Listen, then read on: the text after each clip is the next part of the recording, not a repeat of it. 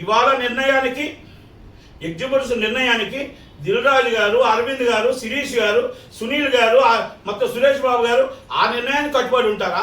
మీరు ఇచ్చిన మాటకు కట్టుబడి అగ్రిమెంట్లు చేస్తారా అనేది నిర్ణయం మీరు తీసుకోండి. ఒకటి. రెండోది, చిరంజీవి గారి దగ్గరికి వెళ్తాను అంటున్నారు, మాకు టైం ఇమ్మని అడుగుతున్నారు. 100% టైం ఇప్పిస్తా, నేనే తీసుకెళ్తా, నేనే మాట్లాడిస్తా. మీరు పెద్ద cinema as per chamber rule ప్రకారం, ఛాంబర్ ఇచ్చిన సబ్ కమిటీ ఆర్డర్ ప్రకారం మీరు అందరూ అగ్రిమెంట్లు చేసుకోండి, మాట్లాడండి, అన్ని చేయండి. ఆంధ్రప్రదేశ్, తెలంగాణ మొత్తం సీడెడ్ నుంచి ప్రతి వాళ్ళు 5 రండి, నేనే చిరంజీవి గారితో మాట్లాడి మిమ్మల్ని తీసుకెళ్తా. మీకు ఏముందో ఆయనకు చెప్పండి. ఆయన 100% కోఆపరేషన్ చేసే వ్యక్తే. మీకు కాకపోతే కండిషన్ ఏంటంటే, మీరు సినిమా ఆపుతాము, ఆయన దగ్గరికి వెళ్తాము అంటే మాత్రం జరగని పని, అది బెదరని పని, జరగని పని. మీరు అన్నీ కూడా ఛాంబర్ ప్రకారం చేయండి. నేనే తీసుకెళ్తా, నేనే బతిమాడతా, చిరంజీవి గారిని బతిమాడి అందరి బాధ తీసుకెళ్లి కూర్చోబెట్టి ఆయనకి మీ కష్టం చెప్తా, మీ బాధ చెప్తా. అలాగే ఎగ్జిబిటర్, నిర్మాత, డిస్ట్రిబ్యూటర్ బాధ కూడా చూసి శాశ్వత మార్గాన్ని ఎత్తుక్కుందాం. అంతే తప్ప తాత్కాలిక మార్గాన్ని వద్దు. మీ వెనకాల కొంతమంది ఆడిస్తున్నారు, ఒక నలుగురు ఆడిస్తున్నారు. ఆ ఆటకి బలి కావద్దు. మీకు అందరికీ రిక్వెస్ట్ చేస్తున్నా, మనందరం కలిసి అన్నదమ్ముళ్ళ ఉందాం. మనందరం కలిపి ఈ రోజు మనకి 5 నెలల నుంచి రెంట్లు లేవు. ఈ సినిమా వేసి 4 వారాల రెంట్ వచ్చినట్టు దేవుని కోరుకుందాం, హనుమంతుని కోరుకుందాం. ఈ సినిమా హిట్ కావాలని కోరుకుందాం. ఈ సినిమా థియేటర్లో పండగ వాతావరణం రావాలని కోరుకుందాం. అంతే తప్ప మనం ఆపాలని తప్పండి. మనం తిండి పెడుతుంటే తిండి నోటికాడికి వచ్చిన దాన్ని మనం తన్నాలని తప్పు. ఇది జరగదు, ఇది జరగకూడదు. దయచేసి ఏ నిర్ణయం తీసుకుంటారో మంగళవారం నైట్ దాకా ఎదురు చూస్తాం. ఒకవేళ కానీ ఏ డిసిషన్ తీసుకోకుండా మీరు ఇదే ప్రకారంగా ఆపాలని నిర్ణయం ఏమైనా తీసుకుంటే బుధవారం నాడు 10 గంటలకి ఛాంబర్, తెలుగు ఫిల్మ్ ఛాంబర్ ఆధ్వర్యంలో ఆమరణ నిరాహార దీక్షకు నేను కూర్చుంటాను. పెద్ద సినిమా సెటిల్మెంట్ 27, 25, 26 నైట్ కల్లా కానీ మీరు డిసిషన్ తీసుకోకపోతే నేను బుధవారం నాడు కూర్చుంటాను. నేను మళ్ళీ ఎవరిని ఏమంటున్నా, ఎగ్జిబ్యూటర్ బాగుండాలి, డిస్ట్రిబ్యూటర్ బాగుండాలి, ప్రొడ్యూసర్ బాగుండాలి. మీకు ఏ ఛాంబర్ మీరు అన్నారు కదా, ఆ రూల్ ప్రకారం చేసి పర్సంటేజ్కి ఒక శాశ్వత మార్గం చూద్దాం. 100% మీ చిరంజీవి గారి దగ్గరికి వెళ్తాను, చిరంజీవి గారి దగ్గర కూర్చోబెడతా, మాట్లాడిస్తా. 100% అందరూ రండి. ఆంధ్రప్రదేశ్, తెలంగాణ, రాయలసీమ మీరు అందరూ ఒక్కొక్క దగ్గర నుంచి 5 రండి. నేను తీసుకెళ్ళి ఆయనతో కూర్చోబెడతా, ఆయనతో మాట్లాడిస్తా, మీ బాధ చెప్పండి. 100% సెట్ చేస్తా. కానీ ఈ విధంగా మళ్ళా మీరు ఛాంబర్ నిర్ణయాన్ని వ్యతిరేకిస్తూ మీటింగ్ పెట్టడం అనేది కరెక్ట్ కాదేమో.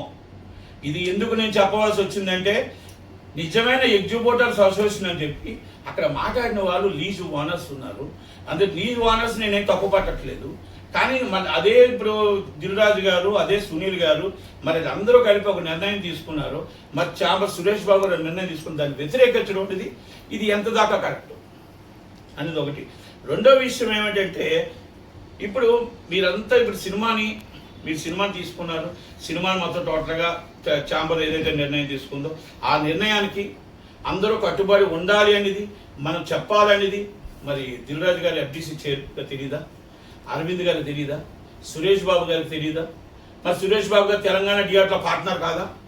మరి అరవింద్ గారు ఒక్కసారి ప్లీజ్ రిక్వెస్ట్ దిల్రాజు గారు, సునీల్ గారు, నేను ఎందుకు అడుగుతానంటే, సునీల్ గారు థియేటర్లో హీరోలు ఉన్నారు, హీరోలు ఎందుకు మాట్లాడట్లేదు? మహేష్ బాబు గారు ప్లీజ్, రవితేజ గారు, విజయ్ దేవరకొండ గారు, ఒక హీరో సినిమాని ఇంత ఇబ్బంది పెడుతూ ఉంటప్పుడు మీరు ఎందుకు మాట్లాడట్లేదు? Is one of the partners మీరందరూ కూడా. అరవింద్ గారు కూడా AAA థియేటర్లో అల్లు అర్జున్ గారు, అరవింద్ గారు కూడా ఉన్నారు.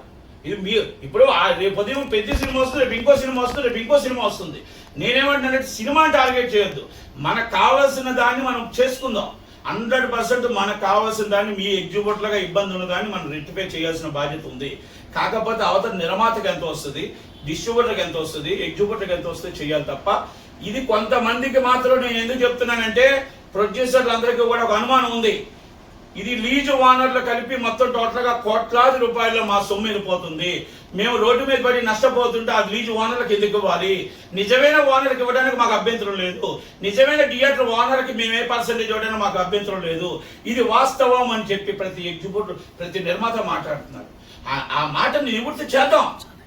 మీరు మధ్యనున్న వాళ్ళు తీసుకుంటున్నారు, మధ్యనున్న వాళ్ళు లీజు ఎవరైతే ఉన్నారో వాళ్ళు తీసుకుంటున్నారు, నిజమైన ఎగ్జిక్యూటివ్కి వెళ్ళట్లేదు అని నిర్మాత ఆవేదనని మనం ఎలా రెక్టిఫై చేద్దాం? ఏ విధంగా మాట్లాడదాం? ఏ విధంగా చెప్దాం? అది please request accepted and chamber of Telugu film chamber of commerce మీరు యాక్సెప్ట్ చేస్తారా? లేదా మంగళవారం నైట్ దాకా డిసిషన్ తీసుకుంటారా? తీసుకోకపోతే బుధవారం 10 గంటలకు తెలుగు ఫిల్మ్ ఛాంబర్లో ఆమరణ దీక్ష కూర్చుంటాం. మీరు చిరంజీవి గారి ఫ్యామిలీని టార్గెట్ చేస్తూ ఉంటే మాత్రం ఏ రూపాయనైనా చెయ్యట్లేదు మేము చెయ్యట్లేదు అంటూనే చేస్తూనే ఉన్నారు. చేస్తున్న వాళ్ళు ఎవరో మాకు తెలుసు. ఇది మనం మళ్ళా వ్యక్తిగతంగా వెళ్తే బాగోదు. ఇది ఒక ఇండస్ట్రీ, ఆ ఇండస్ట్రీ మీద వెళ్తున్నాం. ఆ నలుగురు దయచేసి ఇది క్లియర్ చేస్తారా? మీ మాట నిలబెట్టుకుంటారా? నిలబెట్టుకోరా? లేకపోతే టార్గెట్ చేస్తారా అనేది డిసిషన్ మీకు వదిలేస్తున్నా. Thank you very much. Thank you మీ నట్ కుమార్.